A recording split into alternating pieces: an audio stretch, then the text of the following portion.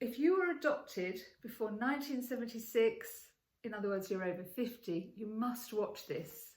I invited psychic medium Denny Francis to join me in conversation at the GreenLotus Lounge. We recorded several sessions. This is the first. I apologise in advance for the dodgy video work. We worked with the phone because we didn't want to miss the energy in the room.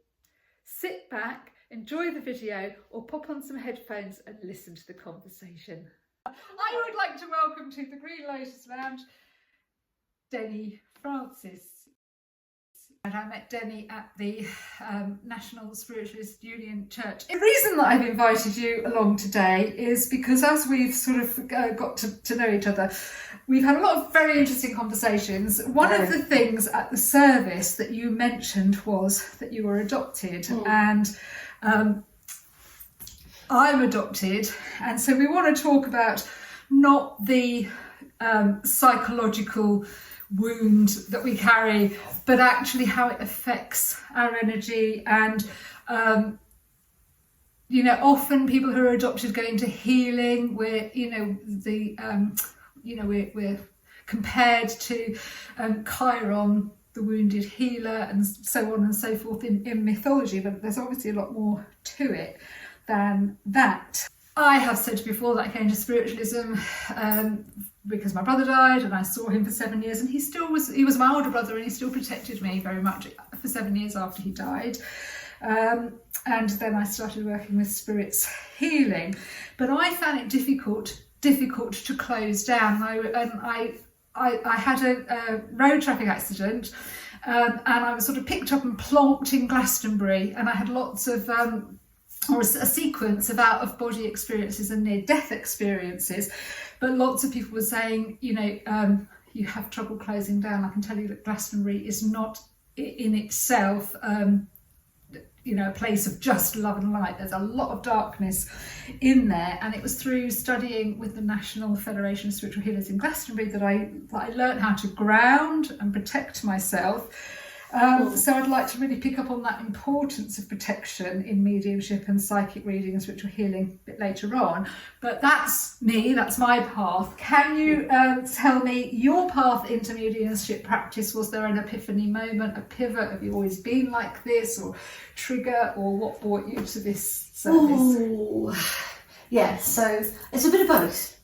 Really. I always had moments where I knew things, but didn't know necessarily I knew them. For me, it was just normal. You don't think you're any different, do you? That's the thing, you don't know how it's just what you is. do. Well, you don't, because it's just what you do.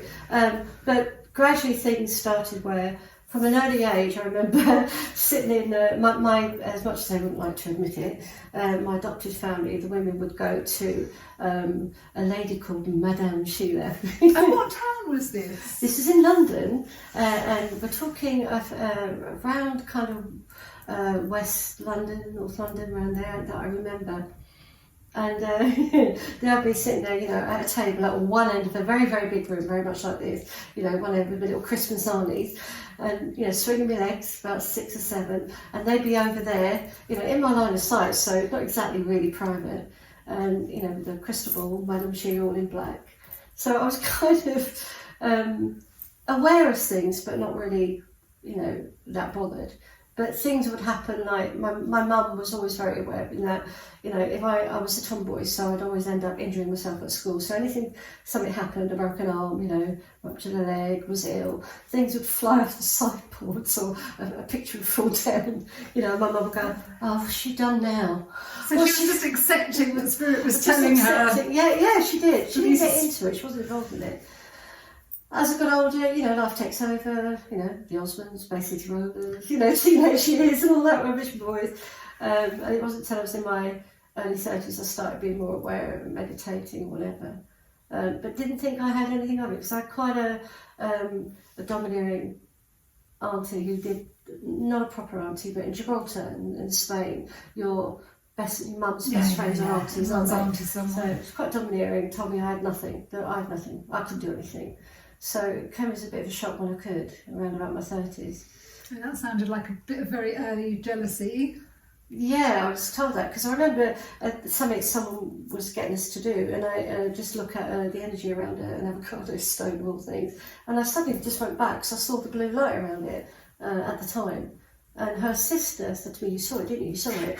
And of course, she was going, "No, she didn't see anything. She didn't see anything." So you have people like that everywhere. So, and of course, there's always those little things that happen that make you question it, and gradually, bit by bit.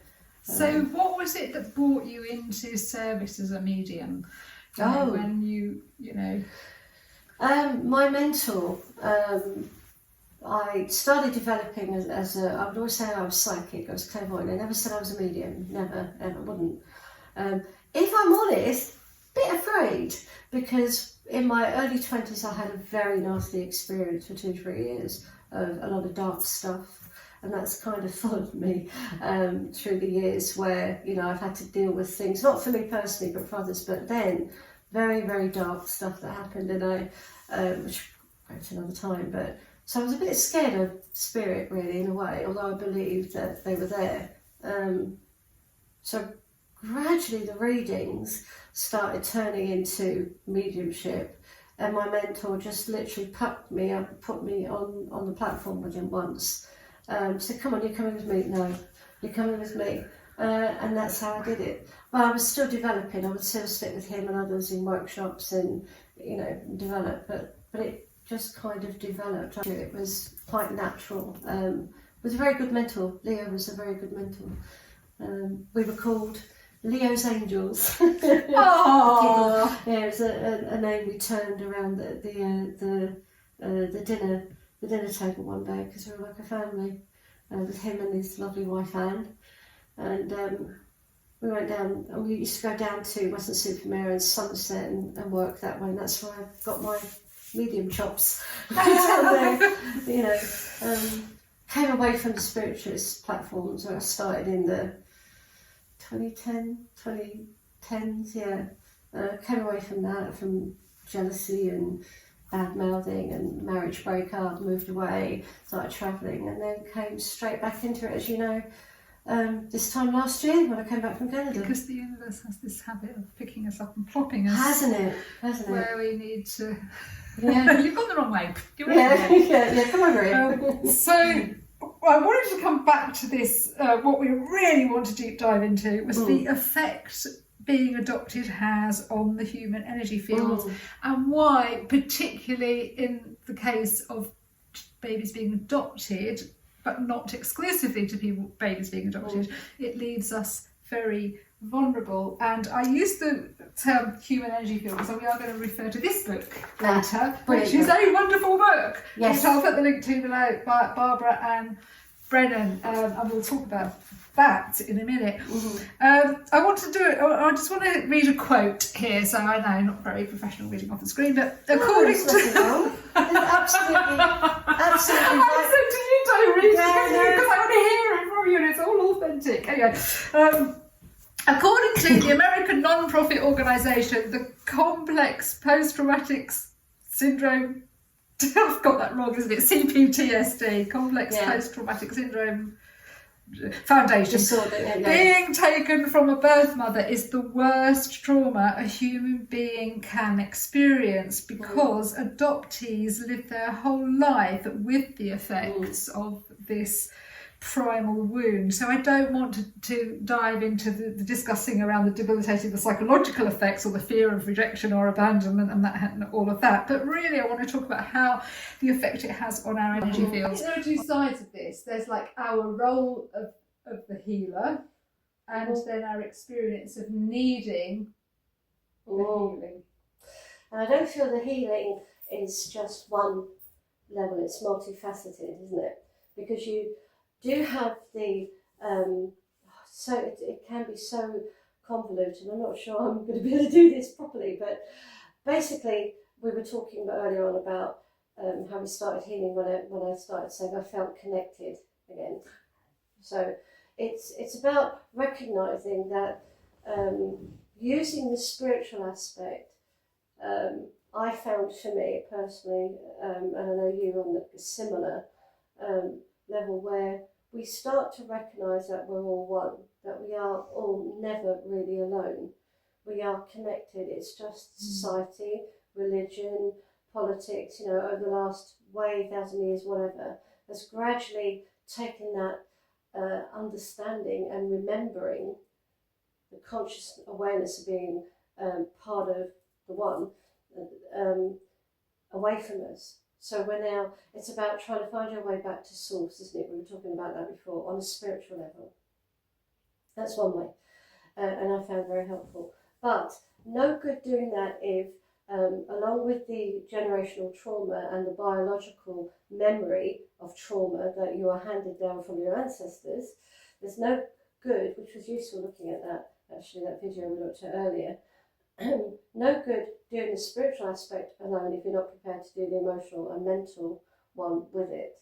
It's all stored in your body, in your DNA. I apologise for the dodgy video work. We worked with a phone because we didn't want to miss the energy in the room. If you'd like to support us fundraising for a really good camera and a really good podcast microphone, subscribe, click the link below, and if you're feeling really generous, click the Stripe link and buy me a coffee. So the emotional thing I feel is much more important in some respects, because when you're a baby and the trauma happens, or when you're a little one of 6 months or a year or maybe up to 5 years, when you're not conscious of what's going on, you just feel things, because the emotional aspect, our heart and our connection with the mother, is our first communication.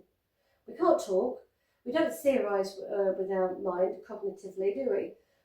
All we have is the heart, the connection with the heart and what we feel. That's our first language that we have as a baby. And that's what gets damaged. That's what gets pushed down once a baby or a little one starts learning to talk and start thinking. So as we grow up, we think, oh yeah, I understand now why I was adopted. Oh right, mum couldn't look after me, or mum didn't want me. Yeah, I understand it. But the baby who felt and the feelings is the strongest part of us. Our feelings is what really causes us, if you like, some trouble, or which moves us to tears, which moves us into action for battle or for making things happen. Our feelings are the strongest part of us and our first language. Even Donald Walsh says that God, Creator, he said his first communication, first sign to you is how you feel, not words. So we start learning language, and then the baby gets trapped in the hurt and the pain. And then we were talking earlier on about as you grow up, you think it's fine, you go live in your life, get married, have kids, or you have a relationship, and then we're in a relationship, and then everything's going great for a while, isn't it? We talked about that earlier on. It's going wonderful, and then suddenly the little hurt person inside comes up, and I have to say, I was a person who didn't believe in inner child work. Oh, it was a load of woo-woo. My apologies to everyone out there who does that, because I realise it's actually more the emotional part of you that got damaged and traumatised and stopped in development by the cutting of the cord, and the disconnection from your mother temporarily disconnects you from being part of the whole. So, and that's when the emotions stop. They stop dead and they're trapped. So you're going along really happy, in love, everything's going great, and then suddenly up comes the demanding little baby. I want more. I want some of that. That looks really good what you've got. I want some of that. It's that kind of thing. So you start becoming this person who demands more and more and more of the person maybe, or more and more jealous, or more needy, more and more frightened, whatever the emotion, how it displays itself, the pain of the trauma, in ways that other person, your partner, can never, ever, ever fulfill. And that's because we've got to go in and solve the emotional trauma and understand it cognitively now. So part of the trauma is recognising that person in there and then understanding and working with it, and that works with counselling. So it's a three-pronged effect. It's recognising that the mother of all mothers means we're never alone, because how could a God create us without her help? It's a symbiotic relationship. Recognising that we are a member of something greater and remembering ourselves to that. spiritually, and then working on the inner 3D physical person, emotions and mental. That's how you start coming to a place of understanding. A part of that is about recognising that you probably do, have things that you do, like addictions. That's quite common in adopted people, even people with really good adoptions. Certainly with us older people, there's addictions of drugs, of alcohol, eating. It's all comfort. It's all comfort, trying to block out the trauma that we don't know sometimes and realise we've got. So that's how I feel you heal. For me, a lot of it is a spiritual aspect, and it's not all woo-woo. So for you, what has helped and what hasn't helped? So I'm going to sort of throw in here, I personally don't think conventional counselling helps, because I think it just gets people reliving back in the trauma, and then you walk out of the office and you're just wide open. And I say, and it doesn't matter how much, I think the understanding that you need to be protected. You don't need to keep talking about and empowering that. You need to heal it. Yes, you need to embody it. Yes, you need to accept it, forgive it, whatever. I don't know. So what tools have you come across? What has worked for you to heal that? What is that, like the primal wound, if you like? I totally get it. I totally get what you're saying there, because for a long time I found that I went to counselling twice, found it's not working. It's not helping me reliving it. And I remember my ex-mother-in-law saying, I don't think counselling helps because it makes you upset again thinking about it. And it does in a way. You just upset yourself at reopening the scar. So in many ways I do agree with that. But I think counselling works if it is what you need is, I guess, the closest I found before I found my last counsellor was, what's it called? Cognitive behaviour therapy, CBT. Yes, CBT. Yeah, because for me, that doesn't relive what you've gone through. It holds up a lantern that says, this way. Yeah. Use the tools you have within you now and what we're helping you with. Find your way out of this. And that started helping me. And then I found a wonderful counsellor who, if anyone wants to know, I'll tell, they can message you, she calls herself an integrative counsellor, and is of the mind that you don't need to keep reliving it. And in fact, even trauma, because there's a suspicion with me that I don't remember some of my past, that there might be something quite not nice in the past. So you don't need to remember it. You don't need to. If your body wants to remember, your mind wants to remember, it will come back at some point. But you don't need to in order to heal. That's a really salient point. Yeah. Because I think people feel that they have to go through hypnosis or reliving something in order to heal it. Of course, you're more trouble, more harm. I would have thought so. Yeah. So, but then, how do you heal something if you don't even know it needs healing because you're not aware of it? Well, what happens is your behaviours are really good indicators of what your trauma is, because it's not really the trauma itself that is making you not have good relationships, going from one to the other, being an alcoholic. There's no answer at the bottom, is there? Then I found out that my biological father was an alcoholic, and I thought, oh yeah, that's in the genes. Because my birth mother was a binging alcoholic, and that's what I was doing. I could leave it for weeks, but then I'd go out and drink way too much. Very much DNA. Here we go again. Memories. Also, getting inebriated is just anaesthetising yourself from pain. Blocking the pain. Yeah, that you sometimes don't realise you have. Yeah, sometimes you don't even realise what it is. Why are you doing it? But, so all of those point to what you have, and it's addressing those. And maybe you have to delve into why. Yes, maybe, but then it doesn't have to be so deep that it takes you back down into this real abyss. It's about showing you a route out, isn't it? And readjusting how you feel, usually about yourself. It's not always the trauma that's causing the problem. It's the result of the trauma. It's the result of the problem, or whatever it was, whether you're shot, whether you're raped, whether you're abandoned, whatever. It's the result of that is the problem. How you feel or see yourself. So if you if you grew up, If you grew, I licked somebody else's teeth tonight because mine weren't working and they're not working either. So if you grow up thinking and being told you're no good, you're not pretty, you'll never amount to anything, I don't know what, bother, you're going to believe in yourself. Now, almost doesn't matter what they said all that time. It's what you believe now, and it's about cutting that out and changing it and putting in a new way of living for you, a new way of thinking. It almost doesn't matter what caused it in some respects. There'll be lots of very highly qualified psychotherapists out there shouting at the screen now at me, but I think we're on the same page. Yeah, I kind of think the pain of, say, being adopted is that somehow you think it's your fault. You do. That you were abandoned. Yeah, you do. It's your fault that, you were ripped apart. Definitely. Or so you were unlovable, that's why you were separated from the source. Fear and guilt and original sin. You've got all those layers of, well, I must have done something wrong. And that's a very primal thing. Go back to the little wolf pack where the wolf has been abandoned.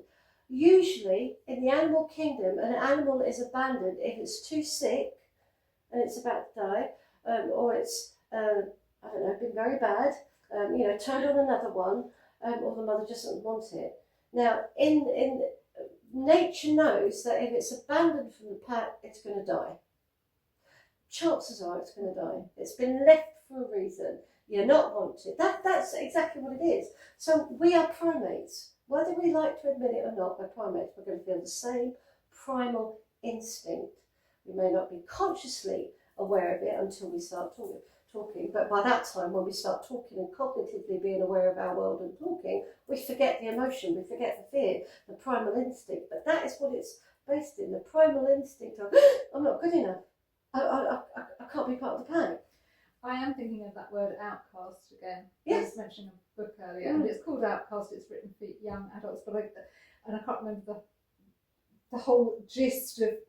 Anyway, I'll put a link below to that. But that's what happens when you're adopted. You are outcast, totally, and you feel it on an ontological level. So it's not a conscious level because No. feel. I was lucky. My mum who adopted me was lovely, and she was my mum, and I don't know what I'd have done without her.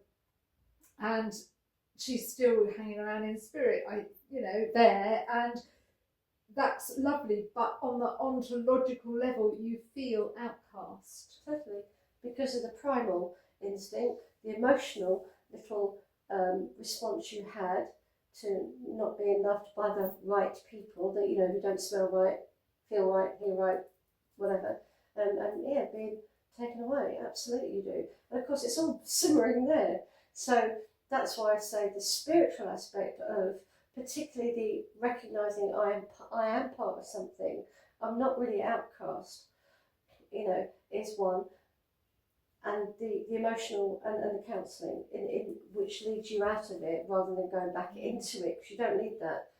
I would say though that modern life as it is, and most people are recognising this now, doesn't give you the time to do the spiritual work, to do the reconnection that we all can, even for us mediums, really and truly. I should meditate more, but I don't get the wherewithal at the moment. But once you start making that more connection, like I said, when I suddenly felt that connection with everything and everyone, it was so brief, but I can almost understand when people say, and it sounds really weird, but when they say that ecstatic moment, they say that bliss and God is bliss. Yeah. Well, I'm sorry as a Catholic, but I wasn't a good Catholic. I'm probably going to be burned at the stake for every single thing. So we've already gone through that. Yeah, exactly. We've done that in one lifetime. Don't want to do it again. But I do believe in a God, a creator God, a creator very much like the native of the Americas, of the Aboriginals, and the old Celtic pagans, which is a spiritual God. He's our father, but I believe in the mother also. But that moment where I felt the connected, maybe it was the bliss of suddenly that little one in here recognising, oh, you're not alone, really. There it is. There's what you've been wanting. It was brief. You were attached all the time. Yeah, it was there all the time. But life gets in the way.